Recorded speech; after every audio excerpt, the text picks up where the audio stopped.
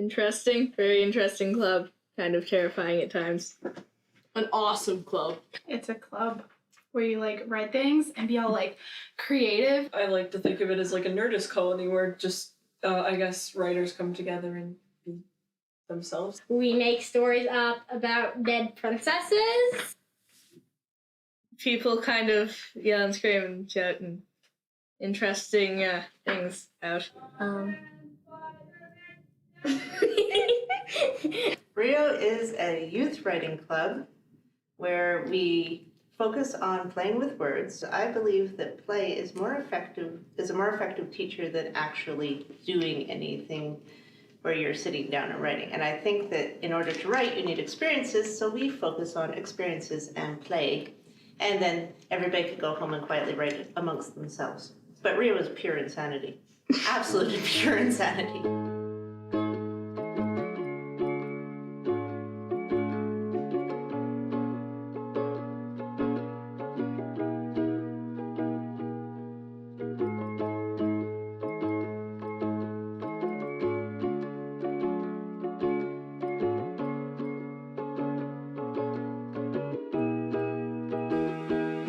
She's a sunflower, I'm a rose. She's like grass and I'm like thorns. She's warm and I'm ice cold.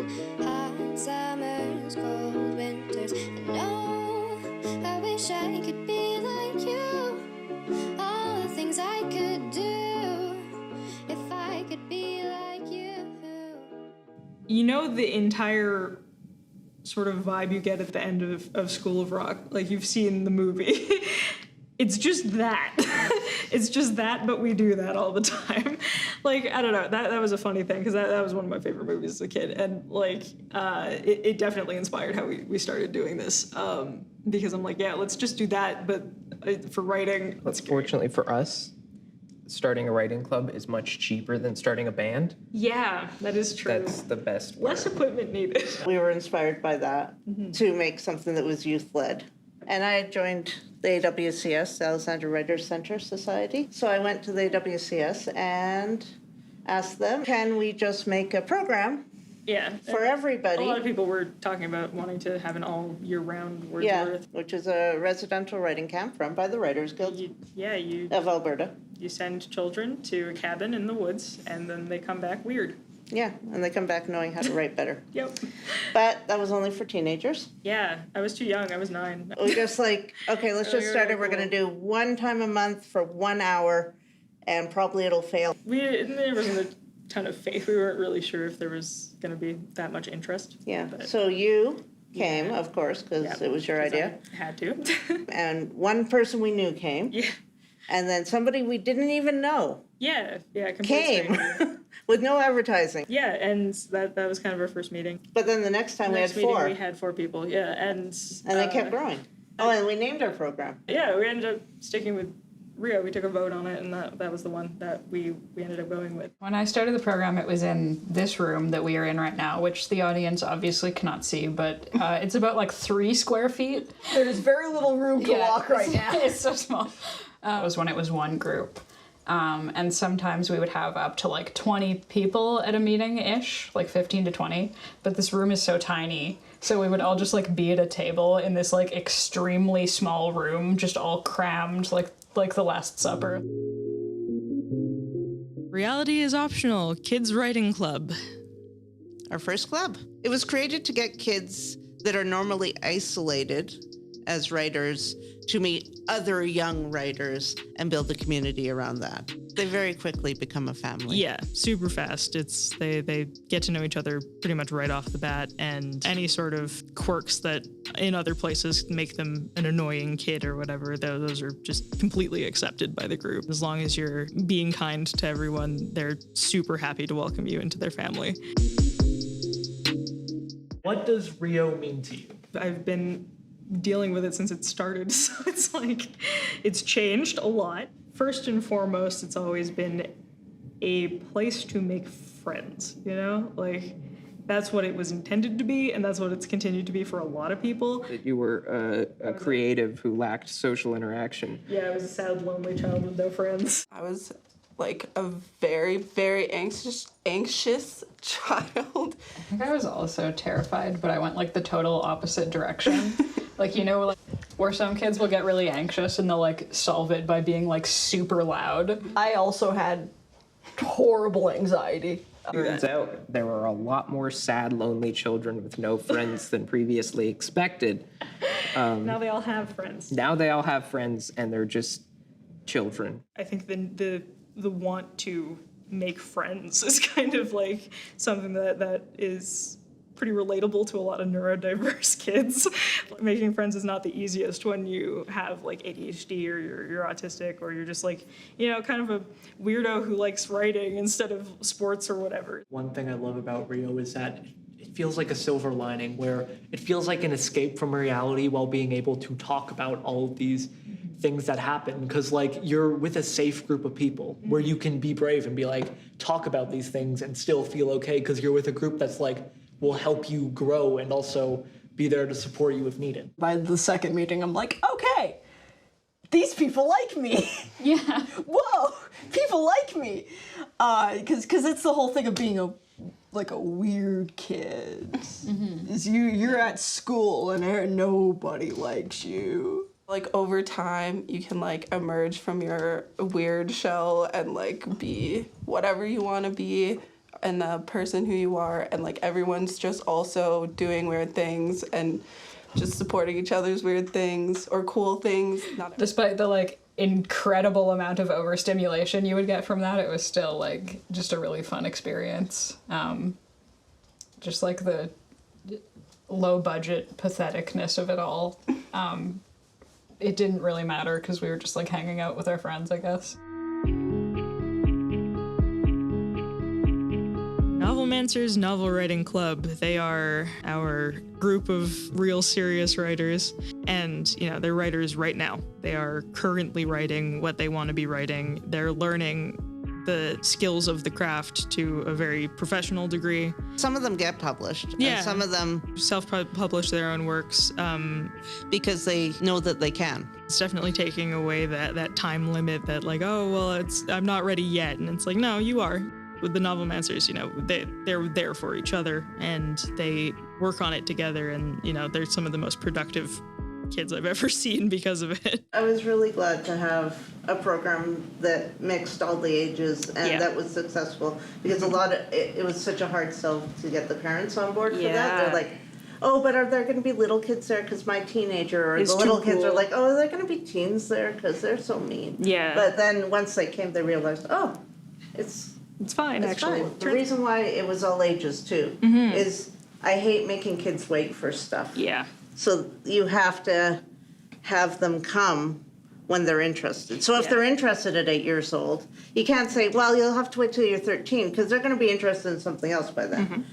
And they might be a brilliant writer, so you need to bring them in. It's also something that we had to work on when we got more clubs. We had to make sure that they got along with each other because we didn't want them fighting. Separate. And we wanted everybody to be kind of united as like, we are youth members, not we are a member of this club as opposed to this club. Yeah, that was my biggest fear, is like, oh, this is Pen and Panel, and this is Dungeons and Dragons, and this is Rio. And you can't be both. You have to be one, right? And it's like, we don't want that. Yeah, we had one rule. It was don't be a jerk, and then we had to make a Unfortunately, slightly... different people interpreted what a jerk was in differently, ways. and then we had to expand the list to kind of clarify what being a jerk was. And the youth council helped with that, because we said, okay, we're having these problems with people leaving people out or being a bit of a bully. We definitely don't want that, especially because a lot of kids come here after being bullied all day. Yeah. We So don't we want them wanna to be avoid that. scared here too. Yeah. So how do we deal with it? And I love the fact that I didn't have to figure it all out. Yeah. I never had to figure out the whole thing. All I had to do was say, I've identified the problem, help me figure Let's it out. figure it And out, it was so much better. Yeah, you were very stressed out about it. I remember that. Yes. You're like, I don't know how to deal with And this. I wanted to not mess have up. to- yeah. Because I know messing up with kids at that age can mess them up for a long time. Yeah, So I didn't know how to deal with disciplinary things, because I didn't want this to be discipline. I also didn't know how to educate. without making it seem like education. So we kind of went the other way where it was all play, but then we thought, oh, well, they should be learning a little bit of something here, so we got to disguise it, and then do we always need to disguise it? And then the kids would tease me. It's like, I feel like I'm learning something. Excuse me. I'm like, I'm so sorry. I don't want to be learning right now. I feel like you're trying to teach me stuff. How dare you? Yeah, and I think, we got better at that.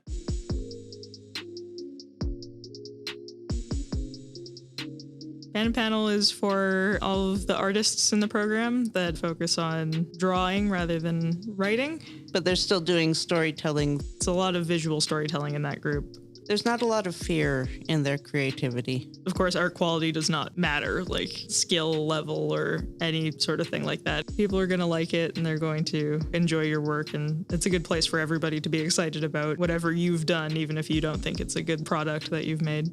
One other thing I love about Rio is that it keeps that childlike spirit, especially like in the Rio programs. And say a cool teenager thing. Do you guys like doodle jump? I was concerned that the mindset wouldn't continue if it wasn't reinforced all the time, but nope.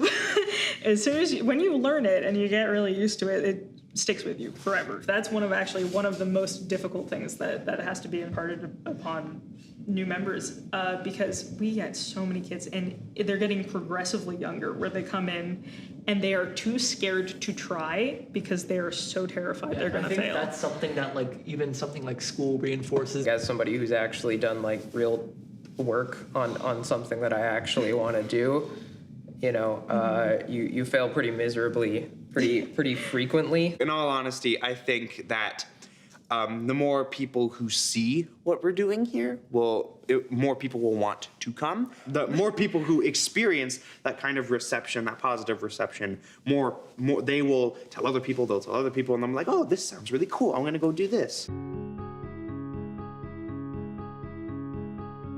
Dungeons and Dragons. That was our second club. Yeah, that's kind of where we take our imagination to the fullest degree. It really builds the kids' confidence. Yeah. Because they have to problem solve together. Yeah. They have to fight monsters together. There's like a veneer of fantasy over top of it, but they're able to talk about things that they normally might not talk about. I mean, if you've been battling 20 orcs with your group of friends during the weekend. It's a little less intimidating when someone calls you like mean names on the schoolyard. Our programs were free at the beginning. Yes. And we didn't have a youth membership. And it was volunteer run. And it was volunteer run for 5 years. Mm-hmm. For 5 years, I didn't get paid. Yep. The instructors didn't get paid. Nobody got paid. Brought in a membership before any of us got paid. Yeah.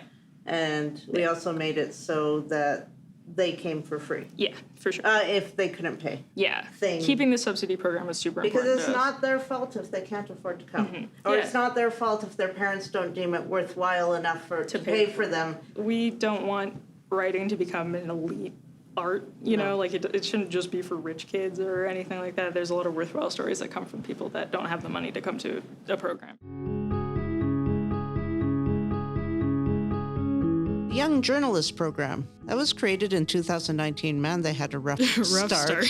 There are activists, there are a group that is willing and ready to go out there and have their voices heard and really learn everything they can about the world and how it works and what's going on right now, and talk about issues that they really care about and share the voices of those that maybe can't have their voices heard on normal news outlets or otherwise are pushed to the side. They're really able and super willing to go out and just absorb all of that information and let it be heard. We realized, like, you know, as we started getting a larger crop of like older kids, like, turns out the people who are best equipped to run the program were in it. So we can just...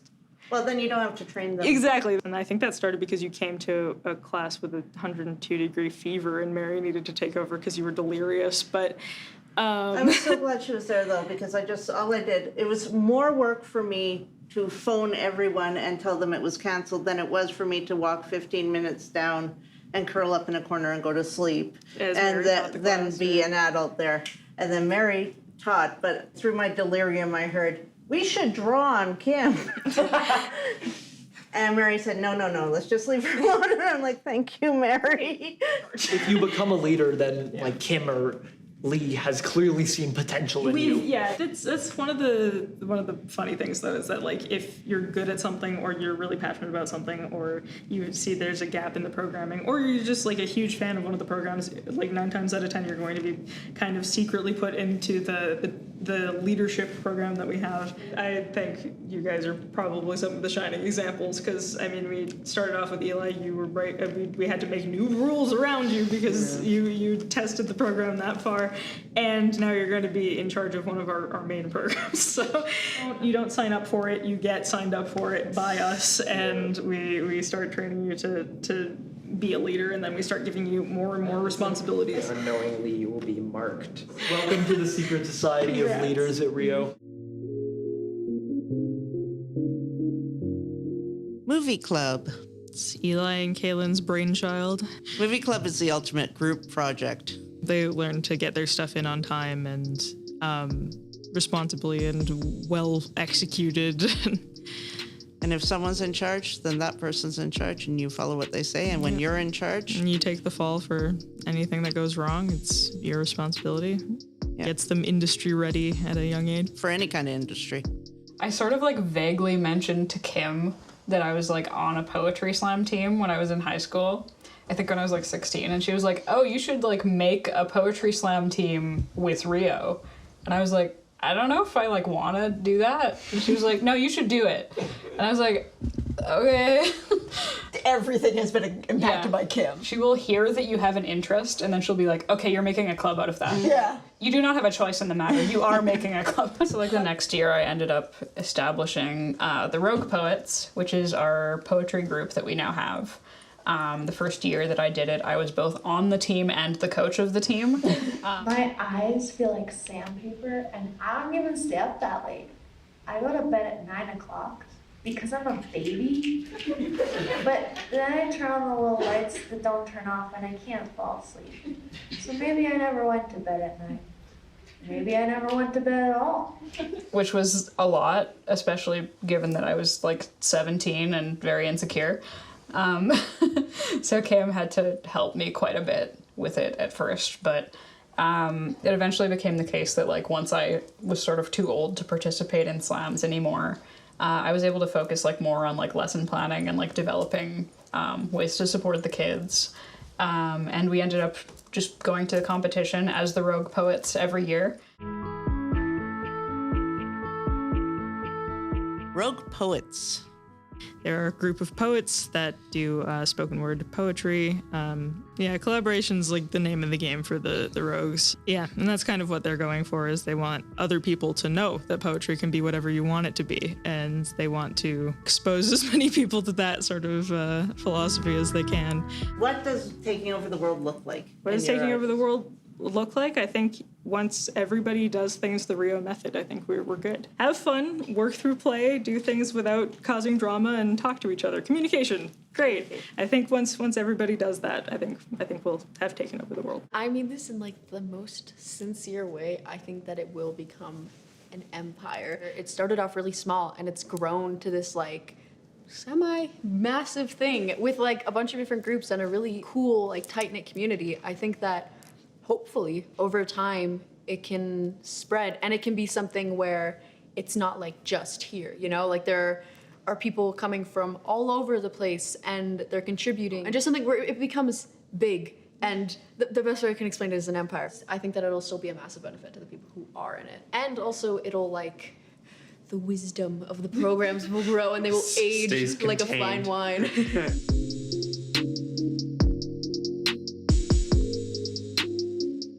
Rewo. Reality is woefully obligatory. It's our alumni program for people who have graduated out of the program. It's a place for creative people who don't have a lot of time to be creative to come together and talk and hang out and be really weird in a voice call. And continue that community you guys started. Keep that creative mindset. Make sure that they have a place to express themselves and just be a bunch of weirdos in a bunker. I think you guys will know each other forever. Don't look so scared.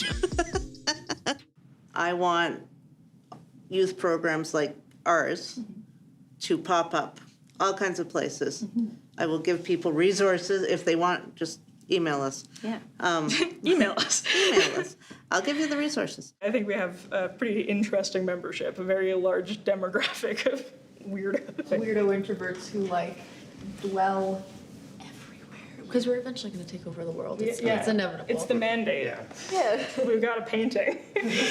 Starting with Canada, moving to the U.S., Yeah. Iceland, then Norway, Yeah. and then the whole world. Yeah. All planned out. It's all planned out. I've found with Rio, there aren't gifted kids. Everybody can be phenomenal at writing or anything if they are treated with respect and told that they can do it and given proper, like treated like a human being. If you give them proper critique and mentor them in a way that you'd mentor anyone else, turns out that everybody has that capability and it has nothing to do with being gifted. So yeah, I think that's. I mean, how many times have I said, they're like, how do you do this? I'm like, and somebody says, I know how to do that. I'm like, okay, I'm going to go sit down. You get up here. Exactly. They You teach each other, honestly. It's self-perpetuating. We don't even need to be here. We're leaving. We can just leave. Let's go. Let's go. Come on. All right. Bye. Have fun. Have fun filming.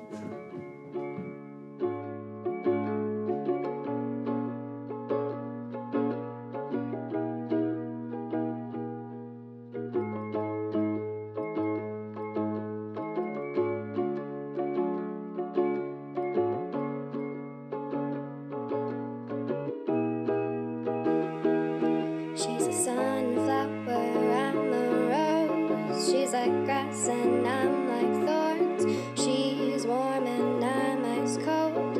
Hot summers, cold winters. And oh, I wish I could be like you. All the things I could do if I could be like you. We'd watch the sunset as it goes. She's got muscles and bones. I wish I had those.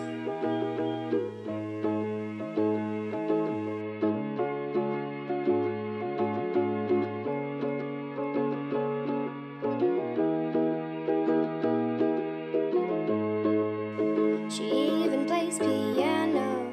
As for the future, though, like distant future, we're gonna build our own building. It's gonna have slides. It's gonna have everything. It's gonna be an architectural It's gonna nightmare. have a coffee It's gonna be shop. awful. It's gonna be so difficult to build, but it will be so worth it. The engineers are gonna hate us. Yeah. So if there's something you could tell the world about Rio or about the clubs or just anything in general, what would you tell them? Rio rules the world! Yay!